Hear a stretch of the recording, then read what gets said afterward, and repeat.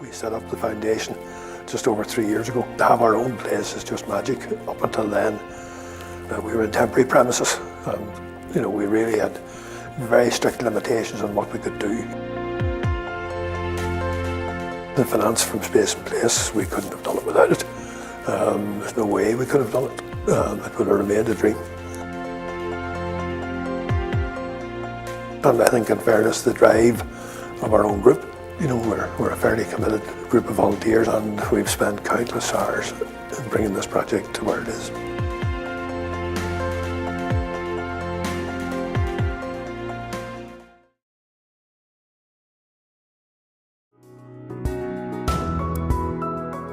We are about 10 miles from the city of Armagh, so for someone to want to take up an evening class or whatever, it was a journey, and perhaps if someone's in low income, that was an expense that they couldn't afford to provide. We were awarded £300,000, £349, and it equated to something like 92% of the total funding.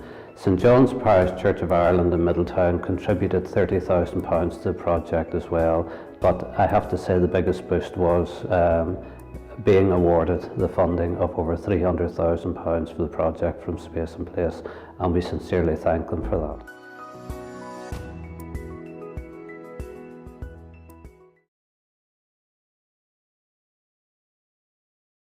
Unfortunately, due to falling numbers, the school was closed in 2012. But we are here now in a tremendously beautiful community centre called Scrahy Community Centre, and it's providing the local community with a much needed facility and resource and focal point for a local rural area. We received £349,500 from the Big Lottery Space and Place programme.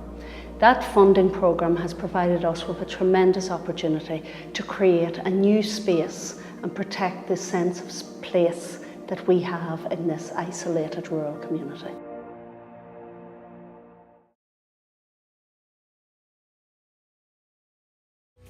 When I stepped in here tonight, and I've seen the development from the start, see it in reality for the first time, what an amazing place.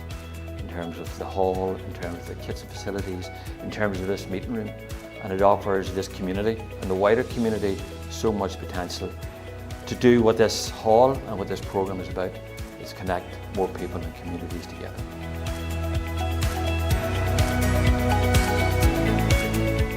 This new facility is going to mean the world to this local community, and it'll be their home for whatever activity they choose to use it for.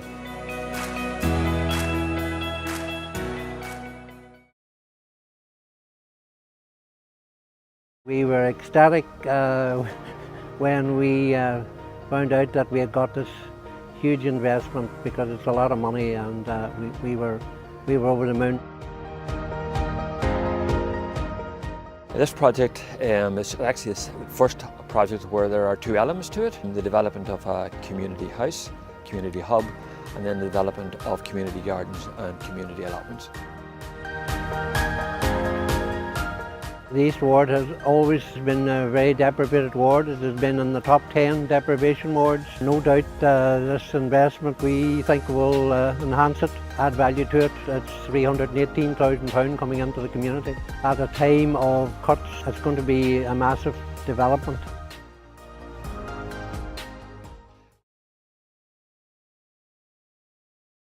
We applied for Space and Place funding because we were operating from a porta-cabin, and the porta-cabins don't last forever.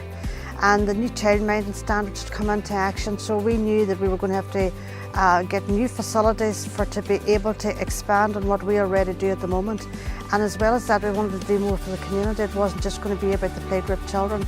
So we needed the building. We just needed a nice, new, warm, comfortable, safe, secure building. In our new building, we have a playroom, we have an office, we have an attic conversion, we have 5 toilets, and we also have an extra room built on that we can offer courses and classes to our community, to our parents, to our primary school, whatever the need rises in their community, we can cater for it.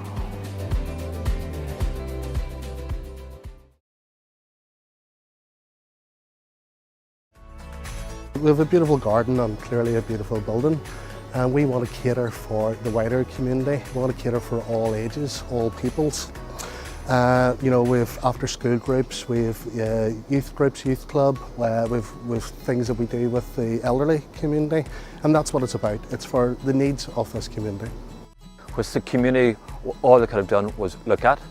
Now this is a space that the community can play in, can meet and socialise in and be part of a community rather than looking at a space and saying, what if? Now they can actually say, well, here we have a space and we're going to make use of it.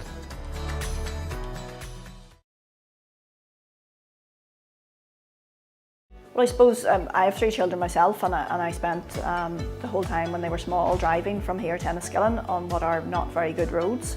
And we had no play park here. You know, it meant that people were reliant on a car. You know, once people came home from school or whatever, there was nothing for the children, no place for them to congregate, to meet their friends. So we were delighted that we had the space and then got the money to put a facility in place here.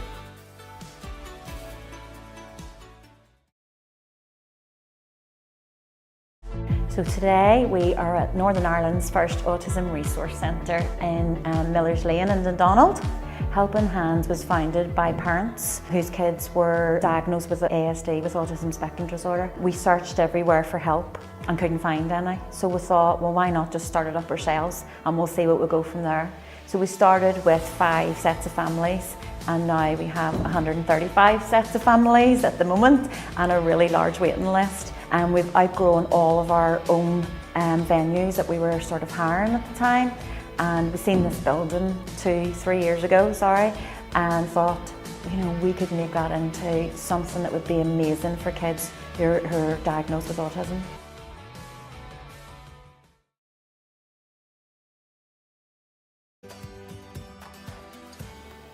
The Space and Place programme was based on contentious space, and we had a lot of contentious space here, so we didn't realise it till we went to the meeting. So now we're hoping that different people can come to the hall and not feel intimidated, and they can sit down and relax and have something that they want to do. You know, it's not just based on what we want to do. We have to listen, we have to afford to go out and listen to our people so that we can understand what people need. So hopefully that project will start now once they get the new building, that we'll get the diaries filled. Hopefully people comes in, sees it.